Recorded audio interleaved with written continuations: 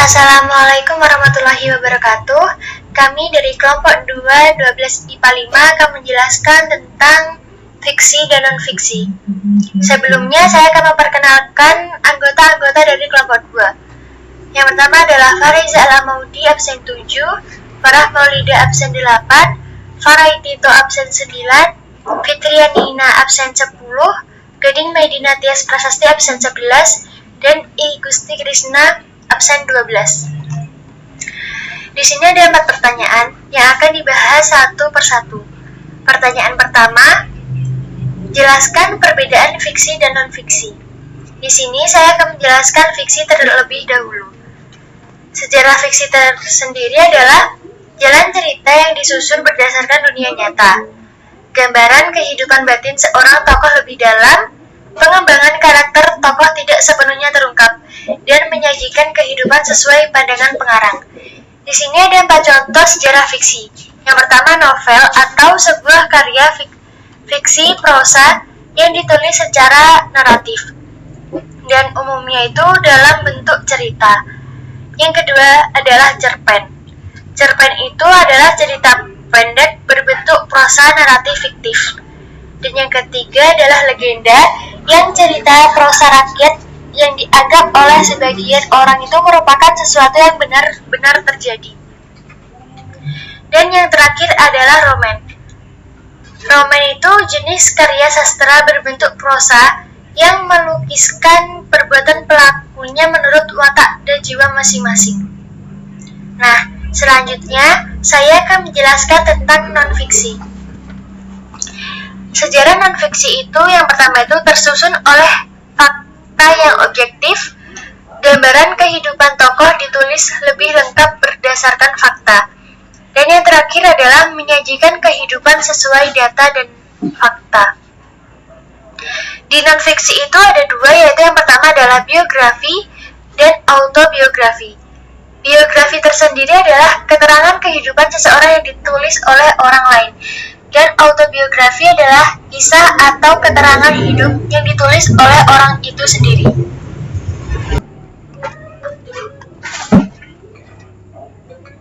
Pertanyaan selanjutnya yaitu, jelaskan ciri-ciri teks cerita sejarah.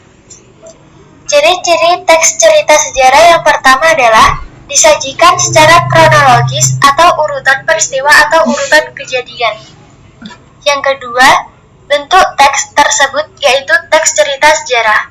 Yang ketiga adalah struktur teksnya itu yang pertama, orientasi atau biasanya itu berisi mengenai penjelasan singkat dari suatu peristiwa yang akan diceritakan di dalam sebuah teks cerita sejarah. Yang kedua, struktur teksnya itu ada insiden atau urutan kejadian. Nah, insiden atau urutan kejadian itu pada bagian insiden ini berisi mengenai rekaman peristiwa sejarah yang terjadi yang disampaikan menurut urutan kejadian atau waktu dari awal kejadian sampai pada akhir kejadian. Bagian ini merupakan bagian pokok dari teks cerita sejarah yang biasanya dituliskan secara rinci dan mendetail. Jadi, para pembaca akan lebih memahami hal apa sebenarnya yang terjadi pada masa lalu. Struktur teks selanjutnya yaitu reorientasi. Nah, reorientasi itu merupakan bagian akhir dari sebuah teks cerita sejarah tersebut. Biasanya, pada bagian ini berisi mengenai komentar pribadi dari si penulis itu sendiri mengenai kejadian yang ditulisnya. Nah, ciri-ciri teks cerita sejarah selanjutnya yaitu umumnya sering memakai konjungsi temporal dan berisikan sebuah fakta yang terjadi.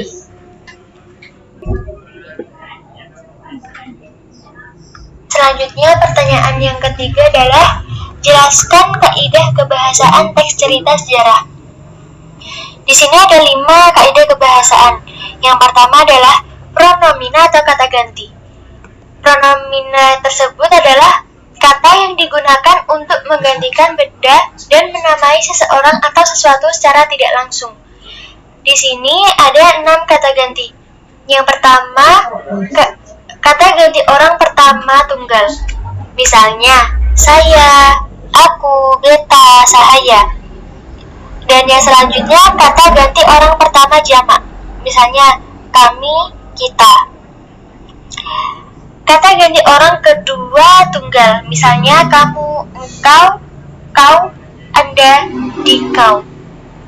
Selanjutnya kata ganti orang kedua jamak. Misalnya itu kalian. Nah, jadi kata kalian itu adalah kata ganti orang kedua jamak. Dan yang selanjutnya kata ganti orang ketiga tunggal. Misalnya dia, ia, beliau, nya.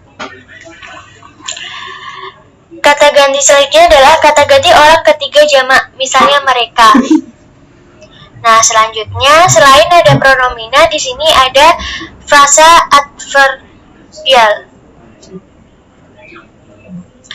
Frasa adverbial itu merupakan kata yang menunjukkan kejadian atau peristiwa waktu dan tempat. Nah, selain ada pronomina dan frasa adverbial, selanjutnya ada verbal material. Verbal material tersebut adalah merupakan kata yang digunakan untuk menunjukkan suatu aktivitas yang menggunakan fisik dalam melakukannya. Misalnya, membaca, melempar, mendorong, dan lainnya.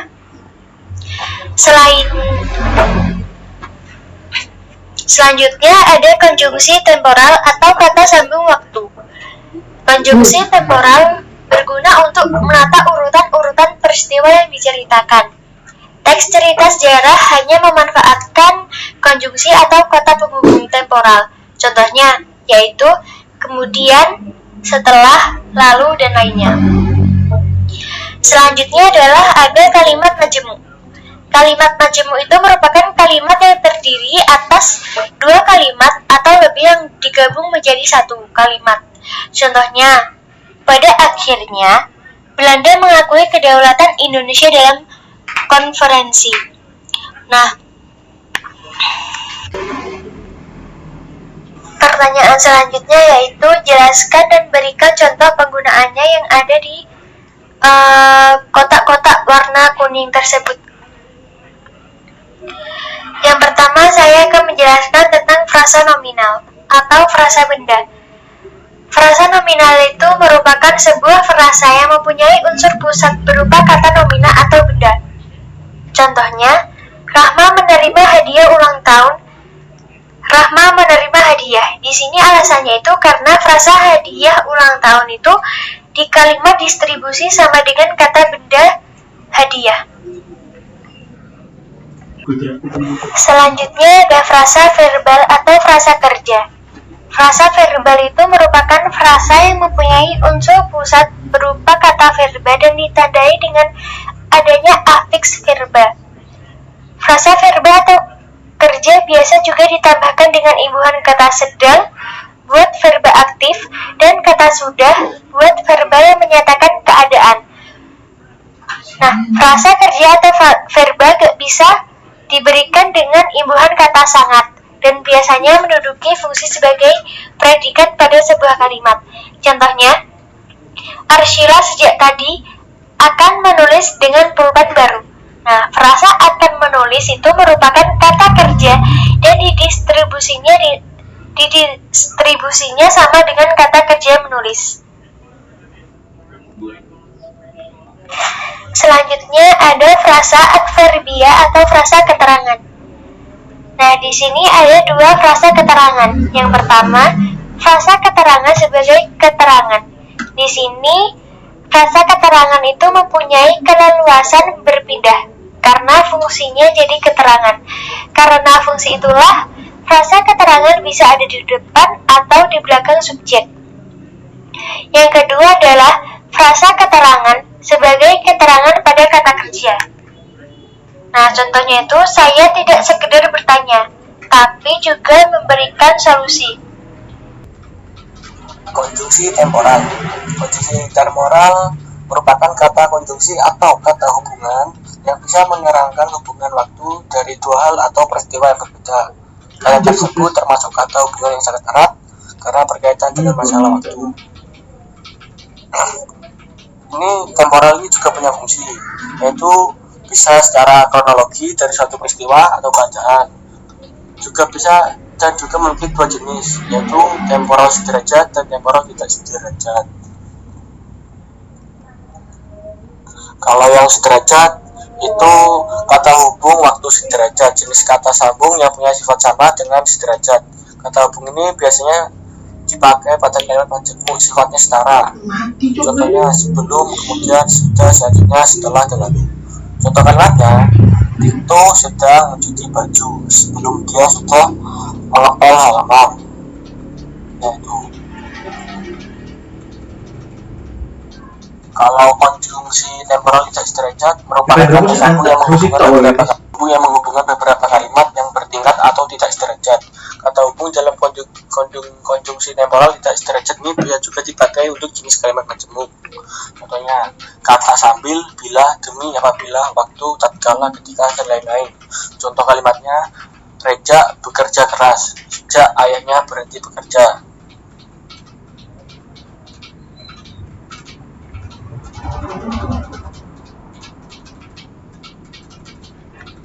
Berikutnya ialah verba material, merupakan verba yang menunjukkan tindakan fisik seperti memukul, berlari, menanam, dan menulis. Salah satu cirinya adanya aktor wajib dan atau sasaran yang tidak harus, berarti tidak wajib. Contohnya itu seperti Rijal memukul Budi. Rijal sebagai aktor memukul verba material dan Budi adalah sasaran.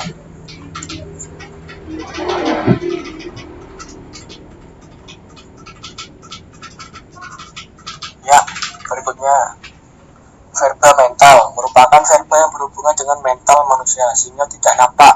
Oleh karena itu, verba mental berhubungan dengan persepsi seperti kata kerja dan efeksi seperti kata kerja, khawatir, dan juga ada kognisi seperti pada kata kerja berpikir, mengingat, mengerti. Ciri dari verba mental adalah terdapat penginderaan fenomena seperti contohnya di bawah ini. Bapak khawatir berita tsunami itu. Bapak sebagai pengindera khawatir berita verba mental tsunami itu fenomena. Kalimat deskripsi ialah sebuah kalimat yang di dalamnya berisi penggambaran atau penjelasan mengenai suatu objek, baik itu dari psikis maupun fisiknya, yang jelas secara rinci. Hal yang biasa dijelaskan seperti warna, ukuran, rasa, bentuk, dan sifat lainnya. Contohnya seperti cicak dianugerahi kemampuan memutuskan ekornya pada saat dirinya terasa terancam.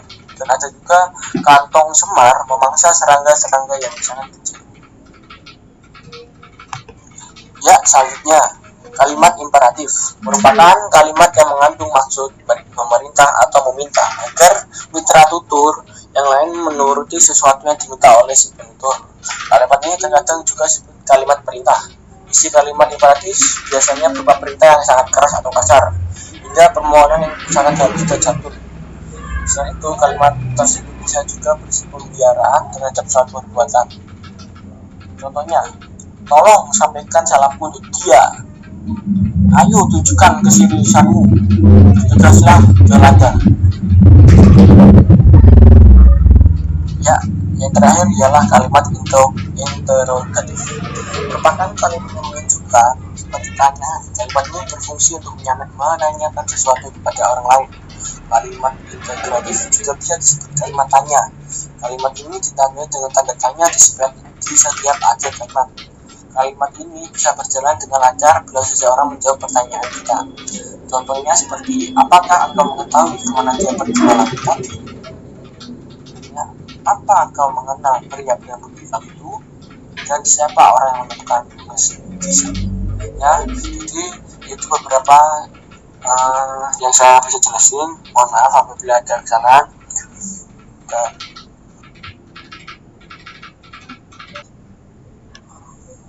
Mungkin hanya itu yang bisa kami sampaikan. Kami berharap presentasi yang kami berikan dapat bermanfaat bagi kalian. Jika saya memiliki kesalahan atau kekurangan saat menyebutkan, saya minta maaf. Karena kesempurnaan hanya milik Allah SWT. Kami dari kelompok 2 dengan ini menyatakan terima kasih. Assalamualaikum warahmatullahi wabarakatuh.